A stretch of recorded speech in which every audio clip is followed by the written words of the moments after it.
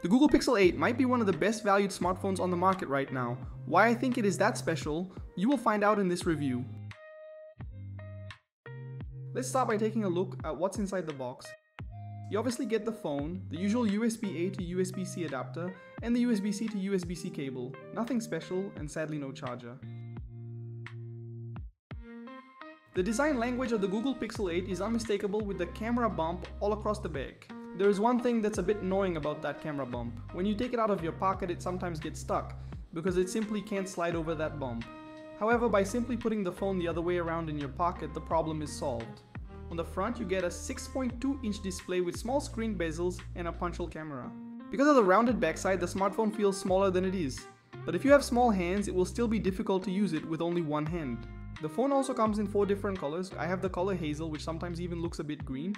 Obviously, they also have a black version. The last color is called rose, which I honestly think looks pretty cool and unique. Now let's talk a bit more about the display. We get a 6.2-inch 1080p OLED display which has very vibrant and alive colors as well as rich black levels thanks to the OLED technology. With a dazzling brightness of up to 2000 nits, the display ensures the phone remains perfectly readable even under direct sunlight. The Pixel also has a 120Hz display which makes gaming a lot more competitive and fun. The 120Hz refresh rate is also useful in the everyday use cases. The phone flows through the apps in Android which makes the user experience way better. The Pixel also has Gorilla Glass Victus, which is currently the highest standard for phones.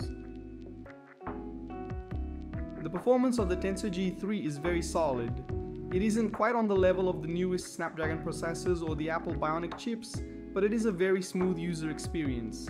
Google seems to trust the Tensor G3 so much that they gave that phone 7 years of software updates, which is quite impressive. I honestly have to say that I don't think the Tensor will still run as smoothly as today in 7 years, but considering most users buy a new phone after 3 years of usage, it might have been a quite intelligent marketing move by Google. The battery life of that smartphone is truly impressive. I usually have a display on time of about 3 hours and the battery sometimes held for 2 days straight. I think the Tensor processor is very energy efficient since it is based on an Exynos processor by Samsung. You get a 4575 mAh battery which can be charged with a maximum of 27 watts per cable and 18 watts wirelessly. You also get reverse wireless charging, which is quite practical to charge earpods. The main camera of the Pixel has 50 megapixel and an aperture of f1.7. Basically all of the pictures that are taken on that camera are good. I was on vacation and took some pictures. They all are very colorful and vibrant, which is the trademark of Pixel smartphones. I love that you can simply take a picture with the main camera and know that it's gonna be good. It also has a wide-angle camera with 12 megapixel and an aperture of f2.2. I noticed that this camera sometimes has quality problems, but overall I definitely was satisfied with the results. If you want to zoom in on your pictures a lot, you will have to get a smartphone with a dedicated zoom camera because it doesn't look really good. Let me show you how powerful the Magic Eraser is. We have a picture right here with a person that I want to remove. You simply upload your picture into the cloud by tapping on the colored button on the bottom. Now you can draw on the object that you want to remove. I think the Magic Eraser is a pretty cool feature, however there are alternatives where you don't have to upload your picture into a cloud.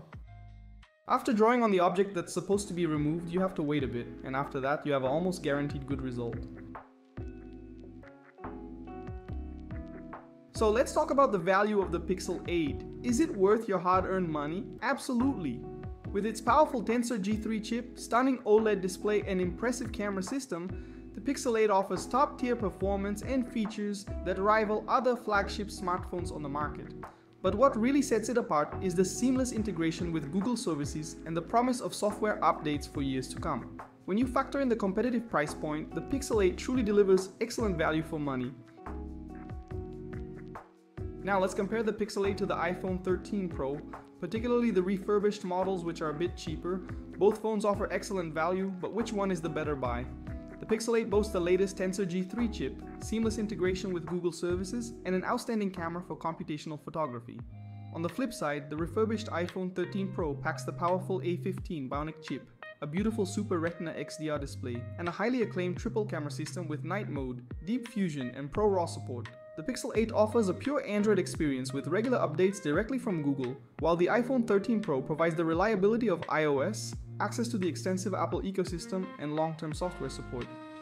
And with the iPhone 13 Pro's refurbished price being lower, it raises an important question. Which one offers better value? To find out which phone truly delivers more bang for your buck, stay tuned for one of our next videos where we'll dive deep into the Pixel 8 versus iPhone 13 Pro showdown. Trust me, you won't want to miss it. I hope you enjoyed this video. If yes, I would appreciate a like and a subscription. See you in the next video.